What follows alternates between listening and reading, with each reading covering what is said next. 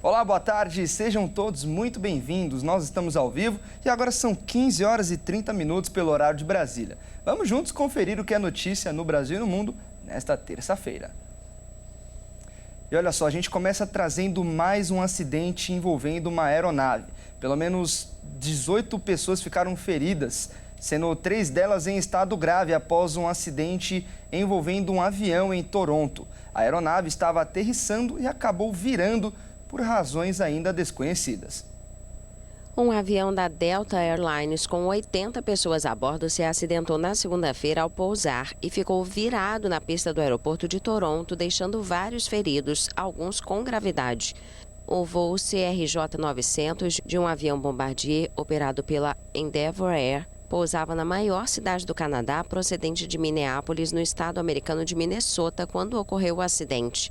As razões para o aparelho ter virado ou de como perdeu as asas ainda são desconhecidas.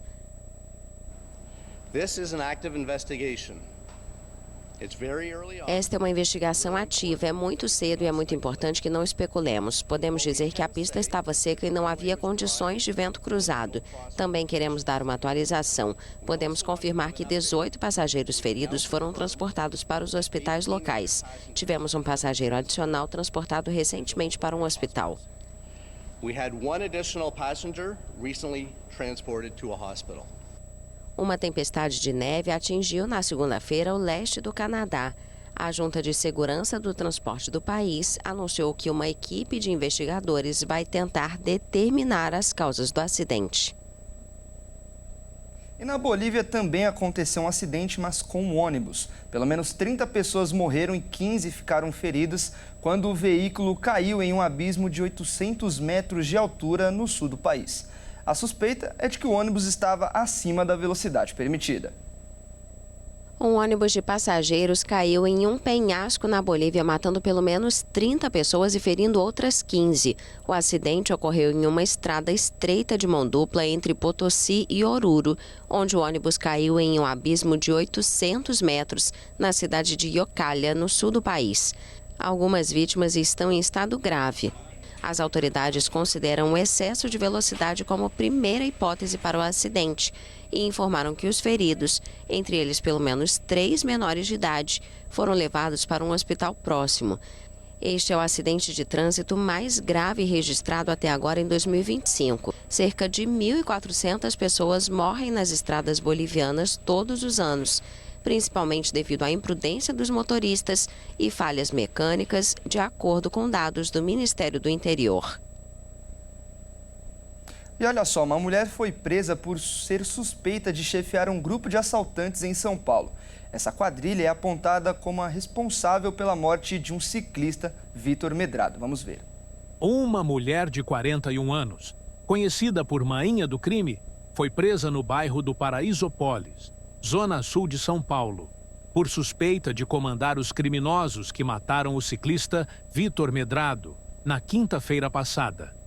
Vitor foi abordado por 2 homens em uma moto no momento em que ele estava parado sobre sua bicicleta.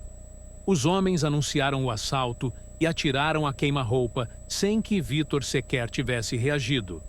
Ao cair no chão, o ladrão pegou o celular da vítima e fugiu.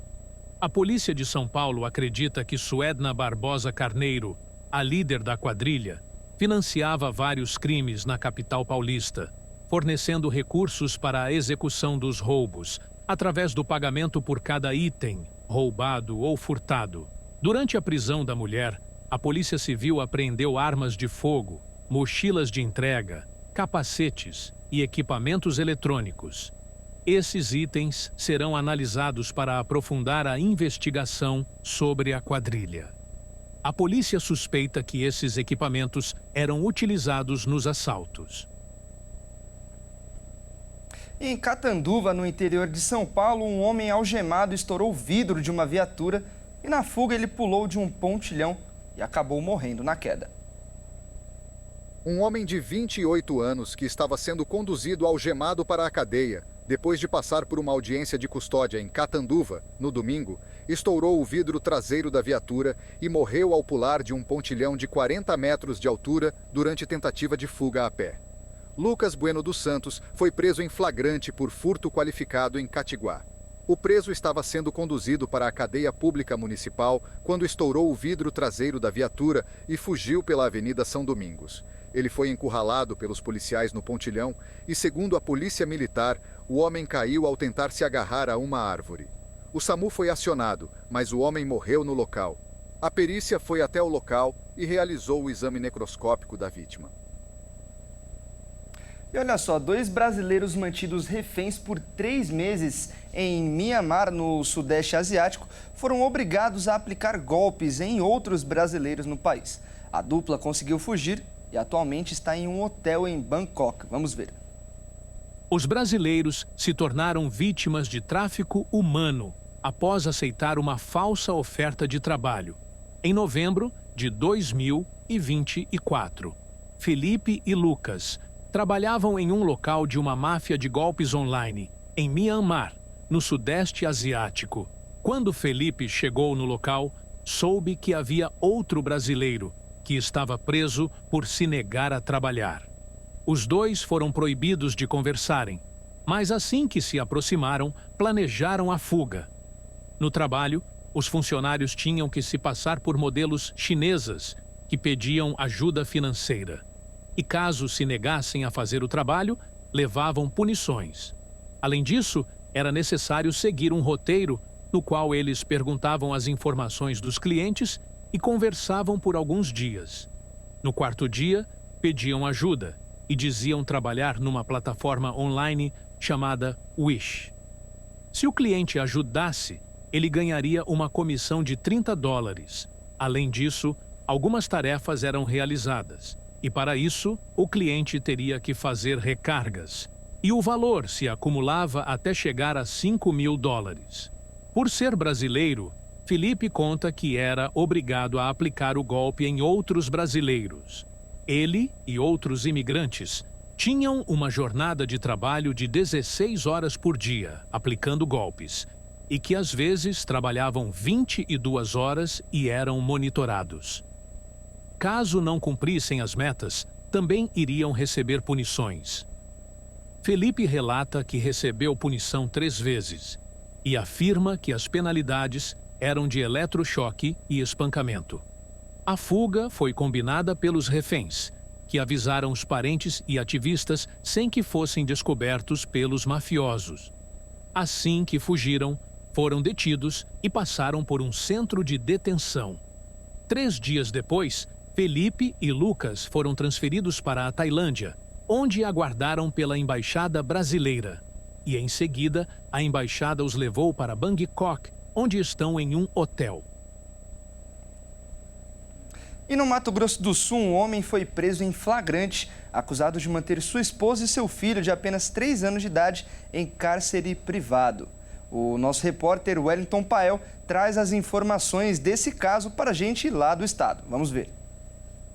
O caso foi descoberto depois que a mãe da mulher fez uma denúncia à Delegacia de Polícia Civil de Corumbá, cidade onde mora. As informações foram repassadas à DEAN, a Delegacia Especializada de Atendimento à Mulher de Campo Grande, que enviou uma equipe até a casa que fica no bairro Guanandi, na capital sul-mato-grossense. Os policiais encontraram a residência toda fechada. A mulher e o filho de apenas 3 anos de idade tinham sinais de maus tratos e conviviam com lixo e fezes de cachorro espalhados. Mãe e filho ainda estavam sem comida adequada para o consumo. Havia apenas poucas porções estragadas nas panelas. Os dois ainda dormiam em um colchão destruído. No local, os investigadores descobriram que o suspeito levava a chave de casa sempre que saía, mantendo a esposa e o filho em cárcere privado. Já à noite, ele escondia debaixo do colchão enquanto dormia para que a mulher não pudesse escapar com a criança. O suspeito ainda teria queimado tanto os documentos das vítimas quanto os sapatos do filho. Os dois foram levados até Corumbá, onde mora a família da mãe. Já o homem foi preso em flagrante e levado até a DEAN. O caso continua em investigação. Realmente um caso lamentável e a gente espera que a justiça seja feita. E em Minas Gerais, uma discussão entre um casal não terminou muito bem. O homem tentou ir embora com o seu carro, mas a mulher ficou na frente para impedi-lo. O homem então decide passar por cima dela e ir embora. Vamos ver. Tudo aconteceu após uma discussão. O casal brigou e o homem tentou ir embora com o seu carro. As imagens de segurança do local registraram o caso. E nas imagens, é possível ver que a idosa de 66 anos entra na frente do veículo para impedir a saída. Primeiro ele avança, mas para o carro antes de atingi-la. Momentos depois, acelera e passa por cima da mulher. Ela cai no chão e sai rolando pela rua. Sem prestar socorro, o homem fugiu em direção a uma rodovia. A mulher foi socorrida e levada para o Hospital São João Batista, mas o estado de saúde dela não foi informado. As autoridades vão investigar o caso e tentar encontrar o homem, que até o momento não foi localizado. Vamos falar agora de economia. O presidente Lula defendeu a venda direta de gasolina e diesel aos consumidores. O debate ganhou destaque após o governo culpar os donos de postos de combustíveis pelos altos preços. Em meio à alta nos preços dos combustíveis, o presidente Lula afirmou que a venda de gasolina e diesel direta aos postos de combustível poderia diminuir o valor dos produtos. Durante a agenda em Angra dos Reis, no Rio de Janeiro, Lula criticou os empresários donos de postos de combustíveis pelos altos preços cobrados e defendeu transparência nas informações. O presidente ressaltou que a gasolina sai da Petrobras a R$ 3,04 e na bomba é vendida a mais de R$ 6,50, que dá mais que o dobro do valor inicial. Isso porque cada estado e cada posto tem liberdade de aumentar o valor o quanto quiser. E os impostos pagos são do ICMS, que vão para os estados. E nos últimos dias, houve aumento de 10 centavos no imposto por litro. Mas alguns postos aproveitaram para aumentar até 40 centavos por litro. Se chegasse direto ao consumidor, a redução de intermediários na cadeia de distribuição poderia resultar em preços mais competitivos para o consumidor, cortando as margens de lucro dos distribuidores e revendedores, além de impostos. Mas a medida poderia enfrentar a resistência dos distribuidores, que controlam o mercado. Além de gerar dificuldade na logística para algumas localidades, o sistema de combustíveis no país hoje se usa da estrutura da infraestrutura dos distribuidores. E olha só, o Ministério de Agricultura e Pecuária anunciou uma nova mudança para a fabricação de ovos aqui no Brasil. Vamos ver mais informações com o Felipe Takahashi. Teremos uma mudança importante aqui no Brasil a partir do dia 4 de março. Os ovos que são vendidos aqui terão um carimbo da data de validade estampada na casca do produto. Essa medida foi estabelecida pelo Ministério da Agricultura e Pecuária e a novidade pode ser muito útil. Porque após a embalagem ser jogada fora, ninguém sabe mais até quando os ovos estão próprios para o consumo. Além da data, cada ovo vai precisar ser identificado com um número de registro do estabelecimento produtor. E uma regra exige que as embalagens secundárias tragam a indicação de proibida venda fracionada. A tinta usada será própria para o alimento, evitando contaminação. A principal justificativa para a nova regulamentação é garantir a maior segurança alimentar. Além disso, o rastreamento dos lotes vai se tornar mais eficiente, facilitando fiscalizações sanitárias.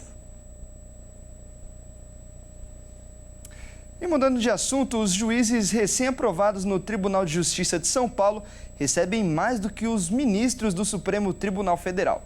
Eles são, na maioria dos casos, juízes substitutos que lidam com casos de primeira instância no interior do estado.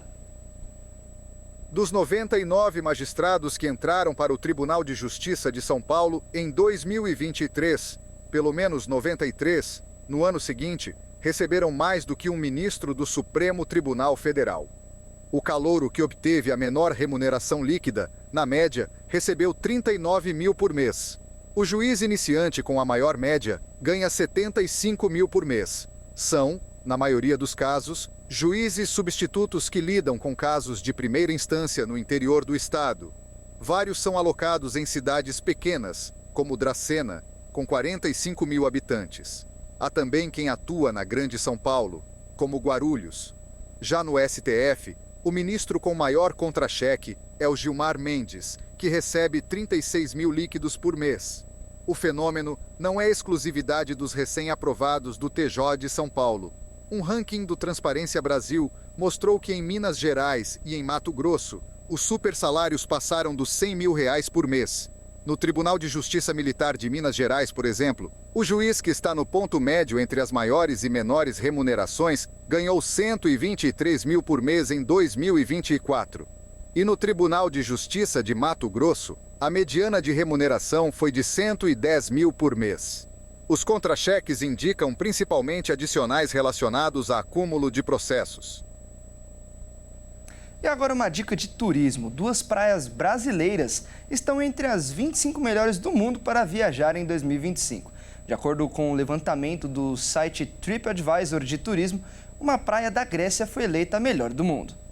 A praia de Ipanema, no Rio de Janeiro, e a de Muro Alto, em Porto de Galinhas, Pernambuco, entraram para o ranking das 25 melhores praias para conhecer neste ano. A TripAdvisor publicou a lista, chamada Traveler's Choice, ou Escolha, dos viajantes, que é uma pesquisa feita com base na qualidade e quantidade de avaliações de viajantes, feitas no site durante um período de 12 meses. A praia de Elafonice, em Creta, na Grécia, foi eleita a melhor do mundo. Em segundo lugar, ficou Banana Beach, na Tailândia. A praia de Ipanema já tinha aparecido na lista no ano passado, na 17ª posição, mas subiu 4 posições para a 13ª colocação em 2025. Já a praia de Muro Alto manteve a 25ª posição em relação ao ranking do ano passado. Na 3ª posição, apareceu a Eagle Beach, em Aruba, seguida pela Siesta Beach, na Flórida, Estados Unidos. E na 5ª posição está a Praia da Falésia, em Olhos de Água, Portugal. Em 2024, a Praia da Falésia foi eleita a melhor do mundo. E agora vamos às notícias internacionais. O Hamas anunciou que vai entregar a Israel os corpos de 4 reféns mortos em cativeiro e 6 reféns vivos no próximo sábado. O governo israelense afirmou que as negociações para a segunda fase do acordo de trégua vão começar ainda nesta semana. O movimento islamista Hamas vai libertar 6 reféns israelenses mantidos em Gaza no sábado. O anúncio foi feito nesta terça-feira pelo principal negociador do grupo, Khalil al-Haya. Ele afirmou que o movimento e a resistência decidiram liberar os últimos prisioneiros vivos no sábado, 22 de fevereiro, cuja libertação foi planejada na primeira fase do acordo de trégua. O movimento anunciou anteriormente que entregaria os corpos de 4 pessoas detidas na faixa de Gaza na quinta-feira. Horas antes, Israel declarou que os esforços continuam para libertar um maior número de reféns israelenses do que o previsto no acordo de trégua com o Hamas. Negociada sob a mediação do Catar, a trégua entre Hamas e Israel entrou em vigor em 19 de janeiro, após mais de 15 meses de guerra desencadeada pelo movimento islamista palestino. A primeira fase deve terminar em 1º de março e previa a libertação de 33 reféns em Gaza, em troca de mais de 1.900 palestinos detidos em Israel. As primeiras 6 trocas resultaram na libertação de 19 reféns e de mais de 1.000 palestinos detidos. O ministro das Relações Exteriores de Israel, Gideon Saar, afirmou que as negociações sobre a segunda fase, que deve entrar em vigor em 2 de março, começarão esta semana. E o presidente ucraniano Volodymyr Zelensky pediu hoje negociações justas, que incluam a União Europeia, Reino Unido e Turquia. A declaração foi feita durante uma visita a Ankara e após uma reunião em Riad entre funcionários de alto escalão americanos e russos para discutir a guerra na Ucrânia. Decisões sobre a Ucrânia não podem ser tomadas sem Kiev e seus aliados europeus. Foi o que afirmou o presidente ucraniano Volodymyr Zelensky durante uma conferência de segurança em Munique, em um momento crítico para seu país. Em um discurso, Zelensky pediu à Europa para agir por seu bem e ter suas próprias forças armadas para se defender da Rússia, enquanto se teme um compromisso militar menor dos Estados Unidos no continente. Tudo o que é necessário para proteger vidas no mundo moderno deve ser produzido integralmente na Europa. A Europa tem tudo o que é preciso. A Europa só precisa se unir e começar a agir de uma forma que ninguém possa dizer não à Europa, mandar nela ou tratá-la como uma tarefa fácil.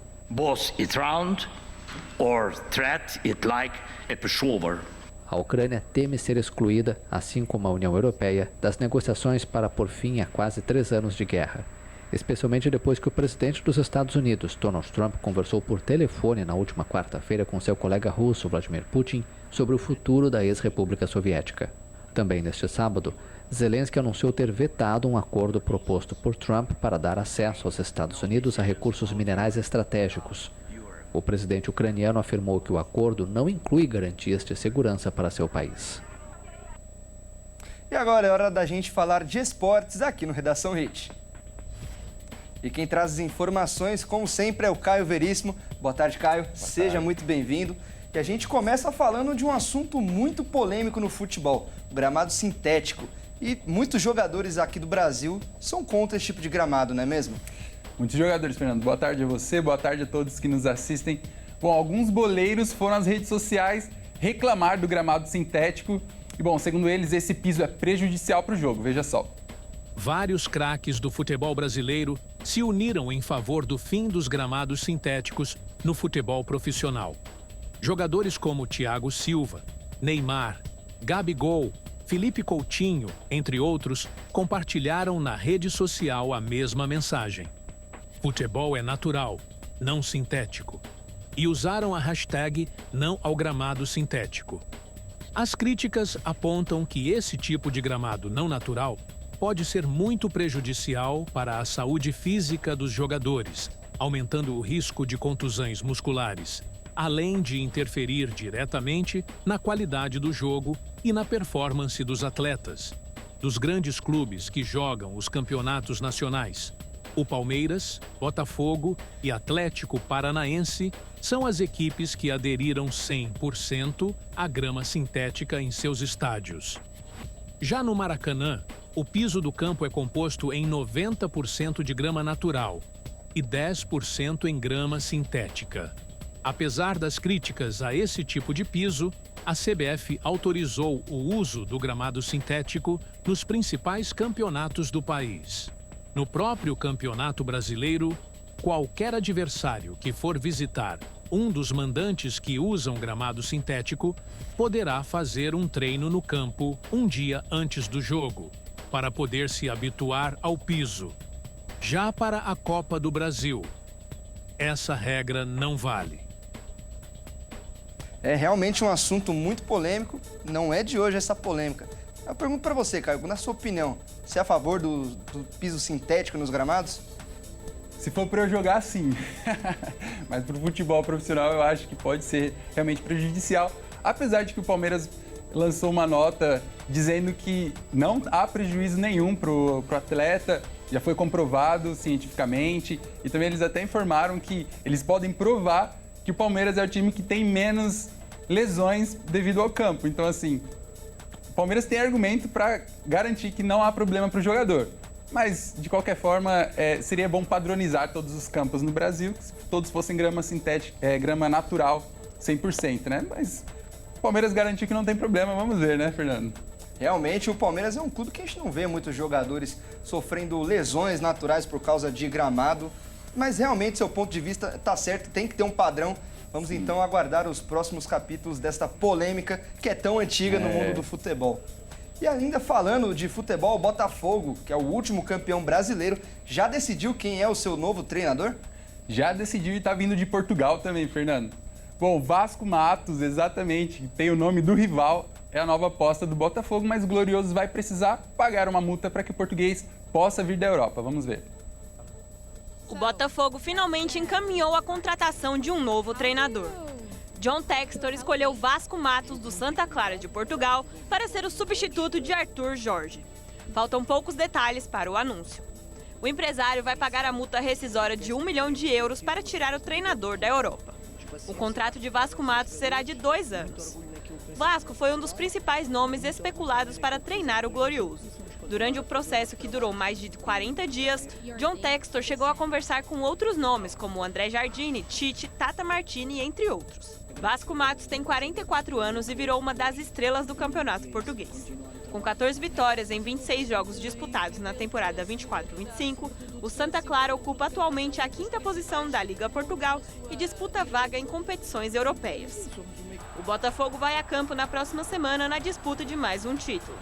Na próxima quinta, entra em campo contra o Racing, no El Cilindro, no duelo de ida pela Recopa Sul-Americana. Mas a situação do Botafogo neste início de temporada é preocupante. O aproveitamento do Botafogo em 2025 é o segundo pior entre todos os times da Série A. O atual campeão brasileiro da Libertadores vai mal no Campeonato Carioca e chega à Recopa em uma sequência de 3 jogos sem vencer. O Botafogo tem 39,4% de aproveitamento na temporada, sendo melhor apenas que o RB Bragantino, que tem 36,7% de aproveitamento. O Glorioso também é um dos times que menos venceu neste ano. Que o Vasco tenha sucesso aí no Botafogo, né, Fernando? Bom, um abraço a você, a todos que nos assistiram, eu fico por aqui. Tá certo, cara. A gente torce aí pelo sucesso do novo técnico do Glorioso. Muito obrigado pelas informações. Até mais. E olha só, antes da gente encerrar, 6 homens da mesma família foram assassinados a tiros dentro de casa em uma chacina no Grande Recife. Esse crime aconteceu na madrugada de hoje. 6 homens foram encontrados mortos a tiros na madrugada desta terça-feira, dentro de uma casa em Abreu e Lima, no Grande Recife. Segundo a polícia militar, as vítimas eram da mesma família. Não há informações do motivo do crime e nem de quem foi o autor dos disparos. As vítimas foram identificadas como Micael Menarison, de 18 anos, Lucas José, de 27 anos, Cauã Bernardo, de 16 anos, João Victor, de 20 anos, Henrique José, de 28 anos e Felipe José de Oliveira, de 23 anos. Segundo uma mulher da família, as vítimas estavam dormindo e pelo menos 10 homens encapuzados vieram se dizendo ser da polícia. Assim que a porta foi aberta, se iniciaram os disparos. Ela diz que o alvo seria Lucas, mas os 6 foram mortos. Segundo a polícia, todas as vítimas eram usuárias de drogas e após a chacina, os criminosos fugiram em direção à aldeia Grande Recife. A Polícia Civil foi acionada às 3h12 da manhã e enviou ao local uma equipe do Departamento de Homicídios e Proteção à Pessoa. A governadora de Pernambuco, Raquel Lira, comentou sobre o caso, dizendo que lamenta e que se solidariza com as famílias e incentivou a ação policial nas investigações. Vamos falar agora de saúde. A nimesulida, que é um anti-inflamatório muito conhecido pelos brasileiros, tem sido motivo de preocupação para muitos médicos. Isso porque ele pode ter efeitos adversos, especialmente no fígado. A nimesulida, um anti-inflamatório muito usado no Brasil para tratar dores e inflamações, tem sido motivo de preocupação entre diversos profissionais da saúde. Isso porque ele tem possíveis efeitos adversos, especialmente no fígado. Aqui no Brasil, o medicamento ainda é legalizado, mas em vários países como Espanha, Bélgica, Japão, Canadá, Estados Unidos, entre outros, proibiram a comercialização do remédio após relatos de danos graves ao fígado associadas ao seu uso. No Brasil, apesar do grande uso do medicamento, não existem registros documentados de danos no fígado associados à nimesulida. Mas os especialistas alertam que caso haja necessidade de uso do medicamento, que seja sob cautela e com supervisão médica. Principalmente evitar tratamentos prolongados e monitorar possíveis sinais de comprometimento do fígado. Os médicos também recomendam a pacientes e profissionais de saúde considerarem alternativas terapêuticas, com perfis de segurança mais estabelecidos, principalmente com pessoas que têm histórico de problemas no fígado. Bom, e essa edição fica por aqui. Eu agradeço demais a sua companhia. E você que não é de São Paulo e não nos acompanha pela Rede TV, fique agora com a sua programação local. Muito obrigado pela audiência e até mais.